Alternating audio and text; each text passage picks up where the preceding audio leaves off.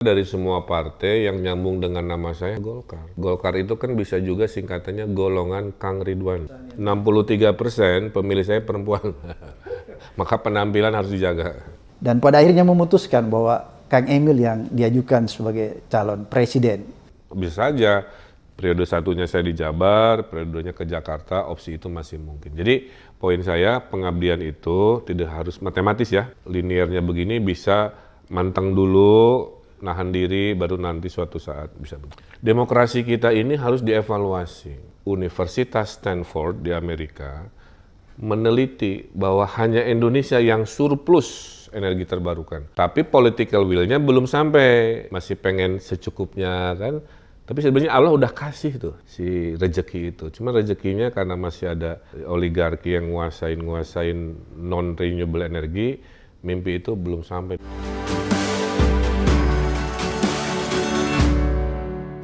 Assalamualaikum warahmatullahi wabarakatuh. Selamat datang di channel Abraham Samad Speak Up.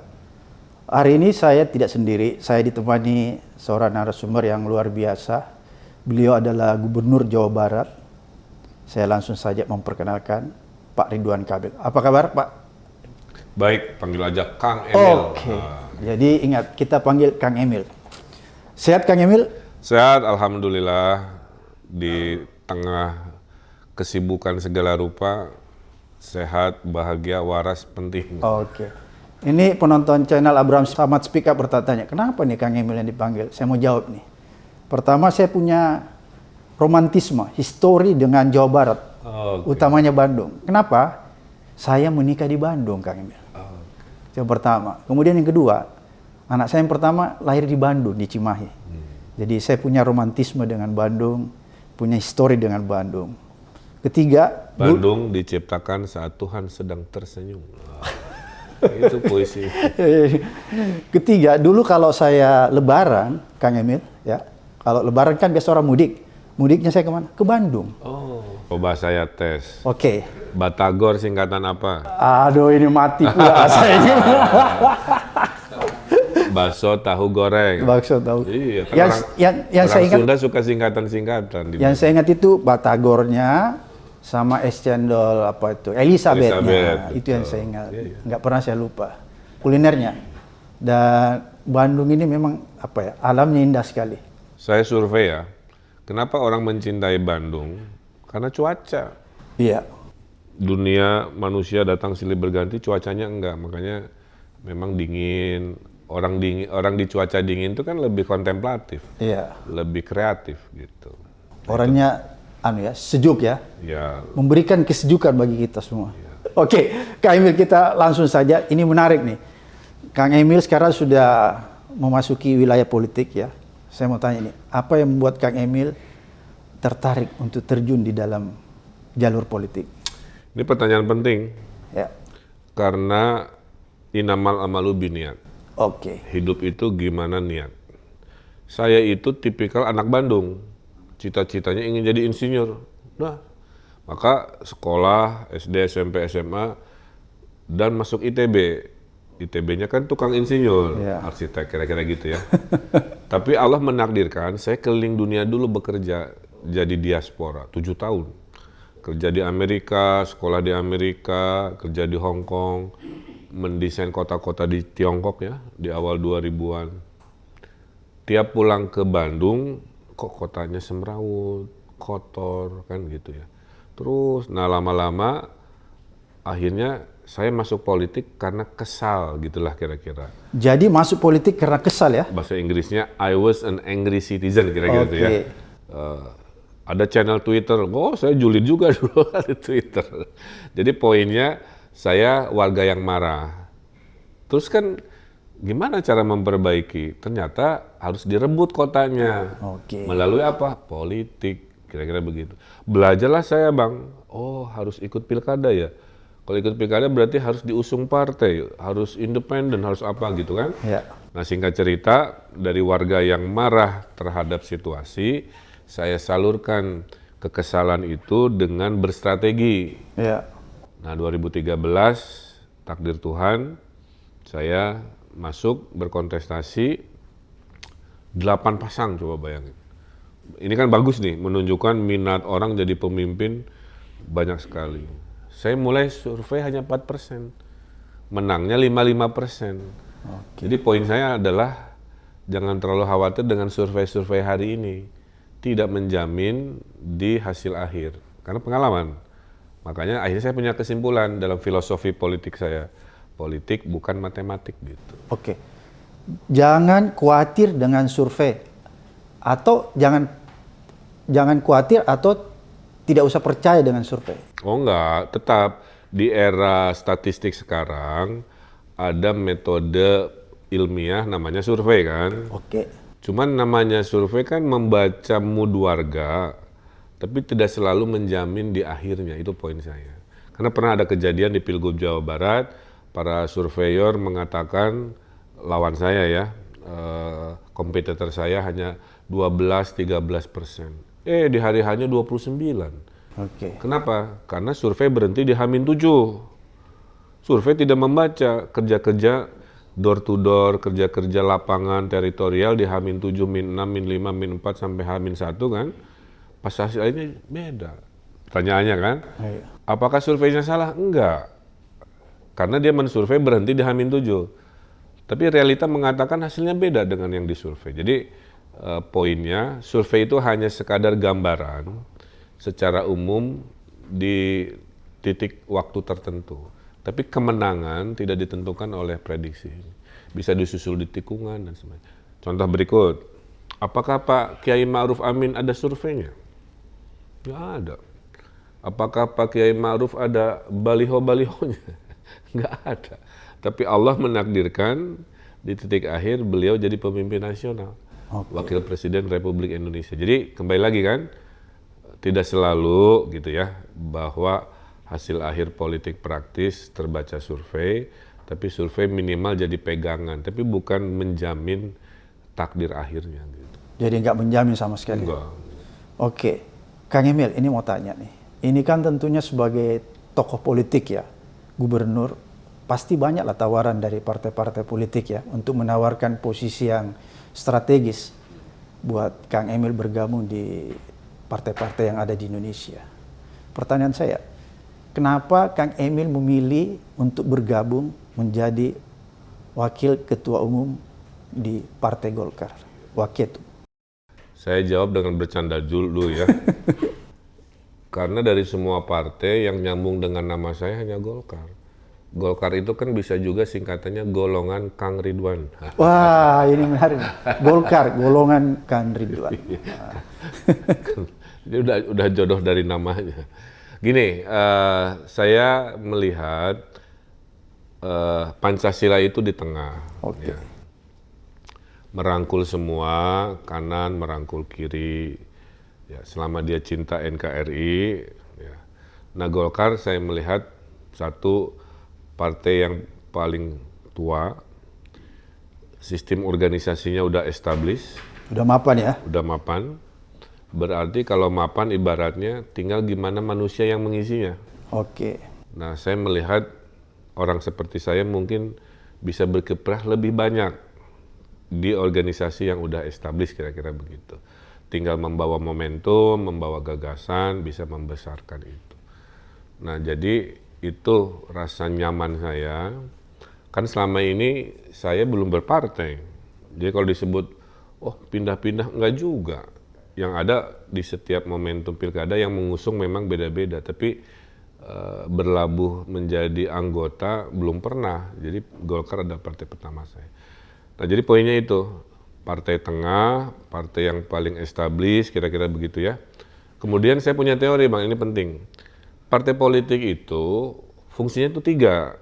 1, perebutan kekuasaan. 2, pelayanan publik, jangan nunggu 5 tahun. 3, pendidikan demokrasi.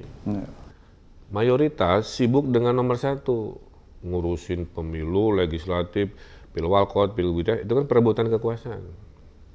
Nah harusnya 2 yang tadi diperbanyak. Nah Golkar sudah menunjukkan itu. Punya Golkar Institute. Artinya apa? Untuk menjadi sarana pendidikan demokrasi kan, para dokter di situ, profesor di situ, supaya para pengambil keputusan itu mendengarkan pikiran-pikiran ilmiah, up to date, relevan. Kedua, Golkar punya yellow clinic misalkan. Jadi puskesmas keliling, Bang. Iya. Nggak ada tulisan Golkar, cuma yellow aja karena sesuai branding. Nah, itu kan pelayanan publik. Nggak nunggu menjelang baru meraih simpati itu dikeluarkan. Nah, saya merasa nyaman di situ bahwa tanpa menunggu 2024, pelayanan publik diperlihatkan oleh partai. Pemikiran, melatih demokrasi, pendidikan diperlihatkan. Saya kira kalau semua partai melakukan hal yang sama, 3 tadi ya, pelayanan publik, pendidikan demokrasi, dan perebutan kekuasaan, menurut saya makin dewasa demokrasi kita. Nah, itu alasan saya masuk Golkar. Tapi tadi saya baru menerima WA nih, Kang Emil. Saya harus punya kewajiban untuk menyampaikan. Dia bilang, mungkin Kang Emil terima Golkar karena Kang Emil ini mau dicalonkan jadi presiden oleh Golkar. Bukan seperti begitu? Bukan. Saya percaya takdir Tuhan itu tidak akan kemana-mana. Sudah garis tangan. Ya. Bahasa syariatnya sudah tertulis di Lauhul Mahfuz, kira-kira begitu. Saya ini punya 2 nilai. 1, politik akal sehat. 2, politik tahu diri. Akal sehat itu saya sering ngambil keputusan tidak populis lah. Menetapkan upah provinsi. Iya. Wah, kan udah ilmiah, tetap aja didemo oleh buruh kan. Iya. Kata buruh kerendahan. Terus digugat pengusaha, karena kata pengusaha ketinggian, itu tiap tahun tuh. Itu contoh ya, akal sehat. Jadi saya nggak ikut mana-mana. Nah, kedua, politik tahu diri. Nah, politik tahu diri saya praktekkan di sini. Saya tahu diri, baru masuk ke partai, sedang belajar ke Golkaran kan. Golkar sudah memutuskan, capresnya adalah Pak Erlangga, hasil dari Munas. Ya, menurut akal sehat dan politik tahu diri, saya akan ikut di situ. Bahwa saya disurvei, gitu ya, kan saya nggak minta. Saya makhluk penganten survei kan. Iya. Di survei kan saya nggak minta. Bahwa hasilnya ada apresiasi kan lumayan lah ya. Ada kadang ke-4, ke-5 dan lain sebagainya. Ya saya nggak cuma bilang terima kasih aja dengan apresiasi itu. Karena masyarakat itu kalau kita kerja benar Bang, dia mengapresiasi itu banyak. Saya itu banyak lukisan tentang saya dari masyarakat. Puisi, lagu, ngirim kue kira-kira gitu ya. Nah, salah satunya adalah elektoral. Jadi mengucapkan terima kasih, mencintai pemimpinnya, dihadiahi elektoral. Oke. Jadi elektoral itu ya karena kinerja, masalah nanti dipakai jadi apa, itu gimana takdirnya. Jadi per hari ini, karena saya masuk rumah baru, rumah itu sudah punya aturan, dan aturannya menyatakan pemilik rumahnya yang menjadi calon, ya saya ikut. Kira-kira begitu. Ini kan Kang Emil ini punya magnet elektoral yang cukup kuat ya menurut saya. Kalau saja misalnya 63% pemilih saya perempuan, maka penampilan harus dijaga. Oke, jadi 63% ini pemilihnya adalah kaum Hawa ya. Ini kita harus belajar nih sama Kang Emil. Bagaimana sehingga supaya kita bisa dicintai oleh kaum Hawa. Kang Emil, kan Emil ini kan punya magnet elektoral yang besar ya menurut saya. Kalau misalnya suatu ketika elektoralnya ini jauh melampaui capres yang sudah dicalonkan oleh Golkar, dan pada akhirnya Golkar mulai coba mengevaluasi dan pada akhirnya memutuskan bahwa Kang Emil yang diajukan sebagai calon presiden atau calon wakil presiden. Bersediakah Kang Emil? Saya nggak bisa berandai-andai. Di mana saya masuk ke rumah itu, saya pasti fatsun pada aturan. Kalau per hari ini aturan mengatakan sudah ada kan calonnya, mekanismenya. Kalau aturan itu berubah, ya mengikuti perubahan aturan itu. Tapi selama aturan itu tidak berubah, saya nggak bisa berandai-andai, saya nggak bisa berimajinasi lebih jauh. Makanya saya percaya yang namanya takdir itu sudah ada gitu ya. Mau belok-belok kemana pasti ada. Kalaupun tidak, mengabdi ke Indonesia itu kan nggak harus selalu format nasional. Contoh, saya masih punya hak, Bang Abraham Samad, untuk jadi gubernur Jawa Barat 2 periode kan. Jadi bisa saja urusan nasional masih ada waktu. Saya bisa punya hak masih panjang ya, masih panjang. Masih punya hak 5 tahun karena masih periode pertama kan. Nah kalau saya lanjut gubernur Jawa Barat, itu memang zona nyaman. Surveinya udah di atas 70%. Kurang ada tantangan ya? Iya tetap ada, cuman artinya survei saya bagus lah kalau periode 2. Sudah ya, aman lah ya. Karena kerja. 4 tahun saya penghargaan 480. Jadi ini kan menunjukkan ada 480 perubahan. Jadi rakyat juga kan tadi nggak bisa dibohongin oleh pencitraan hari ini. Dia kerja terukur, terberitakan, terlihat, terpegang kan gitu ya karya-karyanya. Nah opsi 2 Jakarta misalkan, bisa saja periode satunya saya di Jabar, periodenya ke Jakarta, opsi itu masih mungkin. Jadi poin saya pengabdian itu tidak harus matematis ya. Linearnya begini bisa manteng dulu, nahan diri, baru nanti suatu saat bisa begitu. Ini menarik nih. Poin kedua ke Jakarta ya, pindah ke Jakarta. Berarti kira-kira ada strategi ke arah sana ya? Nah, karena sudah masuk ke Golkar, partai pasti punya hitungan. Kalau misalnya suatu ketika pada akhirnya partai memutuskan, ini nih kasih tiket nih Kang Emil. Ya kalau partainya sudah memerintahkan kan nggak bisa menolak. Pak Erlangga kan nggak bisa menolak karena Munas dan Rapimnasnya menyatakan capres Golkar adalah Pak Erlangga. Maka beliau selama keputusan itu Belum masih dicabut. eksis, belum dicabut, beliau nggak bisa menolak dan orang lain juga nggak bisa menggantikan. Jadi poin saya fatsun kepada apapun keputusan partai terkait nasional maupun regional. Per hari ini yang paling realistis gitu kan adalah melanjutkan hak saya di periode kedua. Gitu. Sambil saya ditugasi, nah ini menarik. Saya tugasnya itu penggalangan pemilih. Wah, saya banget itu mah. Menggiring Gen Z kan. Saya punya follower 30 juta, hatur lumayan ya. Gabungan Instagram, Twitter, Facebook. Sekali posting lah seminggu sekali, mungkin ada yang nyangkut kan. Ya. Nah itu karena saya memahami Gen Z itu lagi butuh politik yang make sense ke mereka. Makanya medium mereka HP. Jadi saran saya pada semua nih caleg-caleg, kampanyenya di HP aja. Kalau mau mengambil hati mereka. Tapi nggak bisa dengan pencitraan. Jadi harus menunjukkan prestasi, itu yang disukai. Gen Z itu ya. Gen Z. Jadi kalau begitu Kang Emil ingin mengatakan bahwa banyak tokoh-tokoh politik yang lebih mengutamakan pencitraannya. Masih banyak dan medium kampanyenya masih konvensional dan mahal. Jadi di era sekarang baliho tuh penting untuk pedesaan, kabupaten yang Tidak jauh, terjangkau. ya. Tapi kalau mayoritas pemilih di kota, daerah yang padat, nggak efektif. Mendingan logistik yang ada fokus kampanye di HP itu. Oke, Kang Emil, ini saya mau tanya nih. Kira-kira gagasan besarnya nih Kang Emil untuk memajukan Indonesia, apa kira-kira yang bisa disampaikan kepada masyarakat kita? Kan pasti Kang Emil punya gagasan besar nih tentang Sebagai anak bangsa kita Indonesia ya, Indonesia yang sejahtera, Indonesia yang adil, Indonesia yang bermartabat, itu gagasannya. Gagasan pertama dan ini yang terpenting, jangan bertengkar. Itu terlihat kalimatnya sederhana, tapi itu yang menghalangi kita untuk mengalami lompatan kemajuan. Kenapa?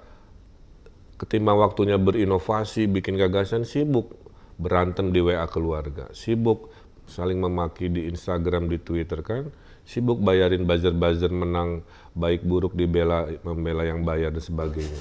Ini kejadian di mana-mana. Jadi bangsa ini harus berhenti mengedepankan pertengkaran yang membesar-besarkan perbedaan. Jadilah bangsa yang mengedepankan persamaan. Oke, beda agamanya, Pancasilanya sama. Satu kunut tidak kunut, tapi kan rukun Islamnya sama, ibaratnya begitu ya. Beda klub sepak bola, satu biru satu oranye, tapi kan Garuda di dadakunya sama. Jadi jadilah golongan yang mengedepankan persamaan, jangan membesar-besarkan perbedaan. Kan perbedaan itu begini, ada dua golongan Bang. Satu yang melihat perbedaan sebagai rahmat, kekayaan, ada yang melihat perbedaan sebagai sumber kebencian. Nah ini, golongan kedua ini yang harus dilawan. Perbedaan itu rahmat, laki-laki, perempuan, Bugis, Sunda, Islam, Kristiani, itu sunatullah perbedaan. Nah, kita masuk kelompok yang melihat itu sebagai rahmat. Itu satu. Jadi gagasan besarnya sederhana. Termasuk ini adalah medium untuk menyebarkan semangat mengurangi pertengkaran. Itu aja. Gagasan kedua, demokrasi kita ini harus dievaluasi. Di dunia nggak semua negaranya demokrasi. Cina tidak demokratis. Arab Saudi tidak demokratis.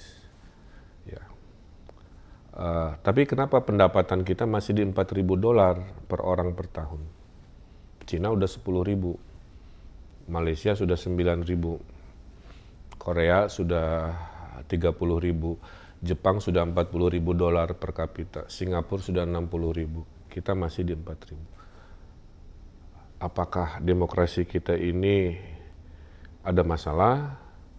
Jangan-jangan belum sempurna kan? Kosnya mahal juga betul. Jadi ini pertanyaan. Kan tujuan membangun negara ini kan adil makmur. Dipilih demokrasi.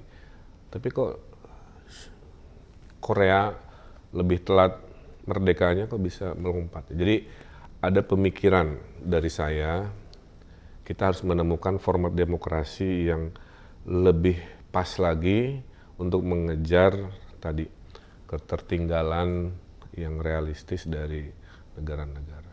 Yang ketiga, kita harus kuasai ekonomi baru. Ekonomi baru itu satu, ekonomi digital. Saya 4 tahun Bang, menggunakan digital sebagai alat mereformasi birokrasi saya, memberantas korupsi, menghilangkan jual beli jabatan. Ya. Tiap hari PNS kami dievaluasi oleh artificial intelligence. Jadi dievaluasi kapasitasnya, kepintarannya, dievaluasi integritas dan performanya. Siapa yang mengevaluasi input dari atasan pengguna, dari kolega samping, dari bawahan. Jadi Jawa Barat itu satu-satunya pejabat bisa dievaluasi dari bawah. Jadi dia nggak bisa bagus di mata gubernur, sebenarnya zolim ke bawah, ibaratnya ya. Hasilnya setiap saat saya menemukan mana kelompok yang kinerjanya bagus, berintegritas dan pintar, mana yang sudah tidak pintar, korup. Nah, waktu saya rotasi mutasi, saya pilih di box tadi gitu. Jadi contoh kecil nih. Apa hasilnya Bang? 2021-22 kinerja PNS terbaik di Republik ini adalah PNS ASN Pemprov Jawa Barat. Itu digital. Sekarang ekonominya, saya bikin desa digital. Tiap desa saya kasih digital center. Ya. Ngasih makan ikan lele pakai HP sekarang. Ngasih makan ayam pakai HP. Nyiram tanaman pakai HP. Nyari ikan di laut pakai aplikasi. Itu budaya itu sudah jadi di 4 tahun terakhir. Apa hasilnya Bang? 2018 saya masih punya 1.000 desa miskin. Sekarang saya 0 desa miskin dalam 4 tahun. Kemudian kemiskinan 2022, provinsi yang paling turun kemiskinannya di Republik Jawa Barat. Jadi tawaran saya kuasai ekonomi digital untuk reformasi dan ekonomi. Yang keempatnya ekonomi terbarukan, energi terbarukan. Kita kan masih dikuasai batu bara, fossil fuel ya. Padahal Universitas Stanford di Amerika meneliti bahwa hanya Indonesia yang surplus energi terbarukan. Matahari, air, angin, panas bumi, dihitung-hitung Bang, itu 400 gigawatt potensinya. 300 juta penduduk Indonesia hanya akan mengkonsumsi setengahnya. Berarti di masa depan Indonesia itu negeri yang Allah berkahi surplus energi sampai kiamat ibaratnya begitu. Terbarukan. Terbarukan. Tapi itu kan tidak di... Tapi political will-nya belum sampai. Oke. Masih pengen secukupnya kan. Tapi sebenarnya Allah udah kasih tuh si rezeki itu. Cuma rezekinya karena masih ada oligarki yang nguasain non renewable energi, mimpi itu belum sampai, dihitungnya 2060 kan. Nah poin saya apa? Poin saya kepada generasi baru, jemputlah Indonesia emas itu tuh. Dengan energi terbarukan, ekonomi digital, demokrasi yang disempurnakan, dan jangan bertengkar. Nah itu tawarannya kira-kira lah. Oke, ini gagasannya. Tadi kan menarik nih. Tadi Kang Emil bilang demokrasi kita ini kan demokrasi yang masih perlu dievaluasi. Itu satu. Kemudian yang kedua saya tertarik bilang political will nggak ada. Ya. Ada dua nih saya kunci. Political will, terus demokrasi yang belum sempurna. Oleh karena itu kalau saya ingin tanya, kalau begitu roadmap, ya, national interest kita itu harusnya kita letakkan di mana?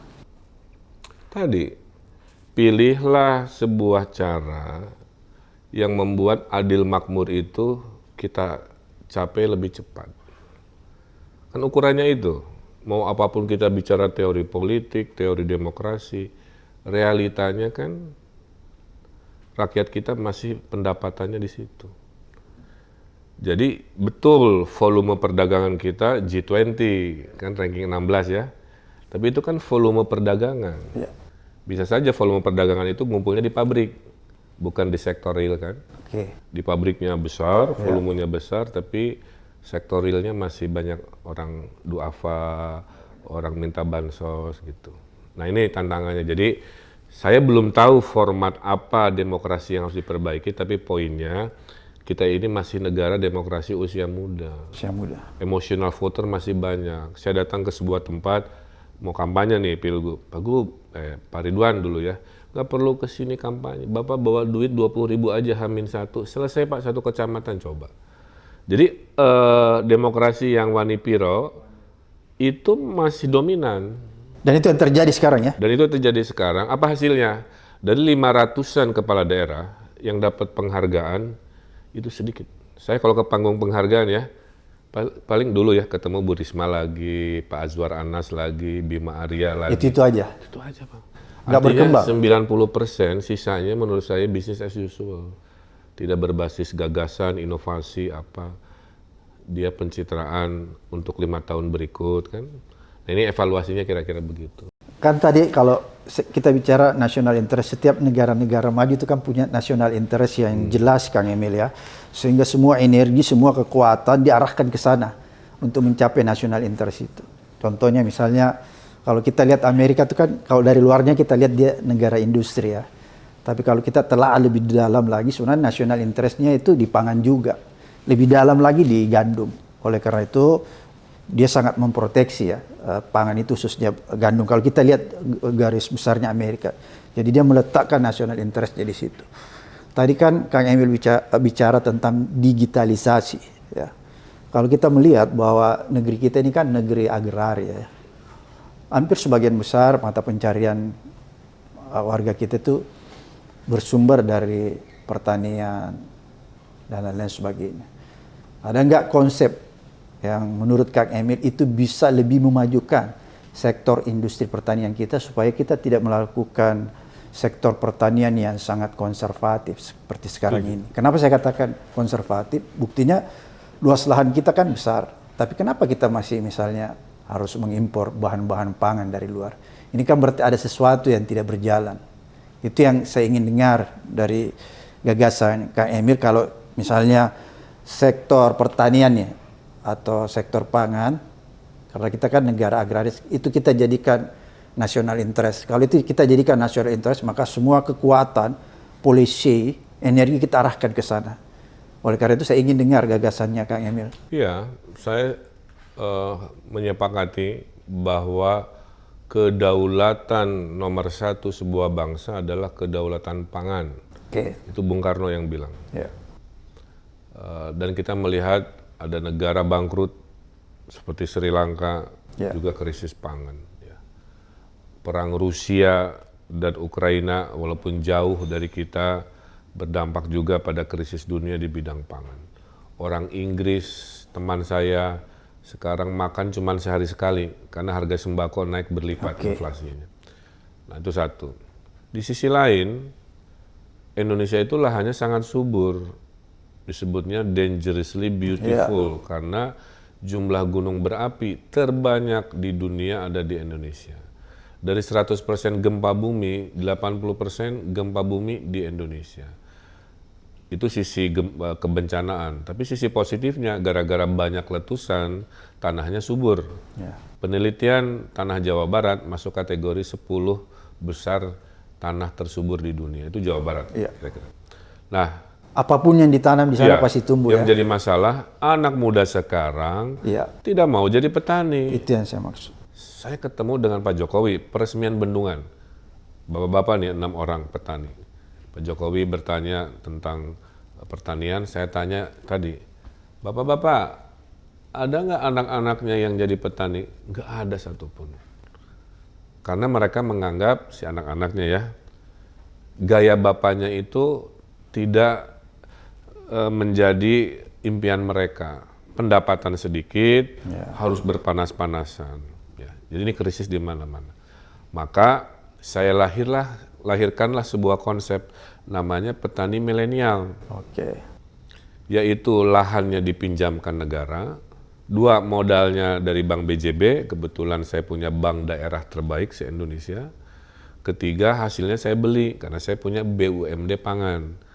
Saya bikin teori dulu. Yang penting si anak muda ini nggak banyak mikir, mau nggak berkeringat, mau Pak, ya udah, tanah dipinjemin, duit dikasih, hasil dibeli. Tapi syaratnya satu, bertaninya jangan kayak bapaknya. Bertaninya tadi pakai teknologi, nyiram tanaman pakai HP, pijit HP, tanaman siram. Ngasih makan ikan lele, pijit HP, makanan di ember lontar-lontar sendiri kan. Nah, maka lahirlah slogan tinggal di desa, rezeki kota, bisnis mendunia. Saya sudah wisuda petani selama 4 tahun dan saya ingin buktikan ke se-Indonesia, ikutilah contoh Jawa Barat. petani milenial Jawa Barat. Mereka saya wisuda syaratnya satu, pendapatannya harus setara kota. Kalau pendapatannya masih pendapatan desa kayak bapaknya, nggak saya wisuda. Karena saya ingin membuktikan teori bahwa masa depan bukan di Bandung, bukan harus ke Jakarta, tetap di kampungmu. Tapi gunakan teknologi untuk mengubah itu aja. Nah, ini digabungkan dengan tanah yang banyak nganggur, digabungkan dengan tanah yang subur, digabungkan dengan kemauan anak-anak muda yang saya rayu, negara hadir mengorkestrasi gagasan, saya yakin ya, gagasan petani milenial adalah jawaban untuk kedaulatan pangan di tanah subur Nusantara di masa depan yang luasnya masih sangat berlimpah. 1 hektar padi di kita masih 7-8 ton per hektar. Di Vietnam sudah 10, sudah 12. Saya cek teknologi.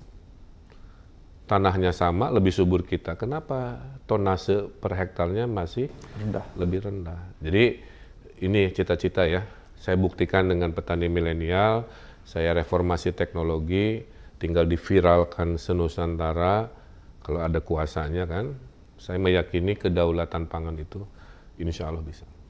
Oke, Kang Emil, ini kan ada pendapat yang nggak bisa dipertanggungjawabkan juga ya, menyatakan bahwa janganlah berpolitik begitu ya, karena politik itu sedikit-sedikit nyerempet bahaya, sedikit-sedikit tidak jujur, bukan karena harus orang bisa, mungkin secara kasar harus orang bisa berbohong. Itu bagaimana pendapat Kang Emil tentang itu? Sehingga banyak orang agak menahan-nahan, ya, menahan generasi muda untuk terjun ke dunia politik. Apa yang Kang Emil ingin sampaikan kepada anak muda ini? Supaya penting ini. Pertanyaan paling penting ini. Jawaban begini. Kenapa kita harus peduli politik? Karena politik adalah ekosistem yang mengatur hidup kita. Sehingga pertanyaan berikutnya, kamu mau jadi objek salah keputusan dalam hidup kamu, atau kamu mau jadi subjek ikut mengatur keputusan untuk hidup kamu? Kalau kamu nggak tertarik politik, kamu harus terima resiko. Pendidikan kamu, kesehatan kamu, kesejahteraan sosial kamu berantakan oleh orang-orang yang tidak kompeten kan? Nah, kira-kira begitu. Politik itu adalah cara kita memperjuangkan cita-cita. Cita-cita itu hanya bisa diraih dengan politik. Republik ini tidak lahir diberikan oleh Belanda. Republik ini lahir oleh perjuangan Bung Karno, para pendiri bangsa, pahlawan dari Makassar, dari Pasundan, melalui format berhimpun berorganisasi politik, kira-kira begitu. Ya. Nah, yang membuat jadi masalah, politik praktis kita, berita yang viralnya adalah berita negatifnya. Contoh ya Bang, berita ditangkap oleh KPK, berita negatif-negatif, berantem-berantem, memaki-maki lebih viral di format media-media. Saya punya prestasi, mohon maaf ya, 480 penghargaan. Nggak pernah diviralkan? Nah itu poinnya. Terbaik PNS, perencanaan terbaik nomor 1 dari Bappenas, Kebebasan pers dari ranking 29 sekarang ranking 2 menuju ranking 1. Informasi keterbukaan publik sudah ranking 1. Investasi juara 5 tahun berturut-turut. Banyak lah ya pencapaian yang... Nggak pernah diviralkan. Bukan nggak pernah, susah viralnya. Jadi yang viral itu politik sisi negatif, yang politik inspiratif prestatif tidak viral. Dikonsumsilah oleh generasi baru kan, sehingga citranya politik itu menakutkan. Politik itu menyeramkan, politik Kotor. itu kotor. Nah, itu yang bahaya. Makanya saya harap Speak Up ini membantu menetralisir. Viralkanlah prestasi-prestasi politik supaya masyarakat bisa fair melihat bahwa politik ini mulia gitu. Kang Emil, ini kita sudah di ujung nih. Nggak Karena kerasa ini channel edukatif, saya pengen Kang Emil menyampaikan sesuatu yang mempunyai makna luar biasa bagi kaum milenial kita. Bagaimana seharusnya kaum milenial ini melihat politik Indonesia, itu yang pertama.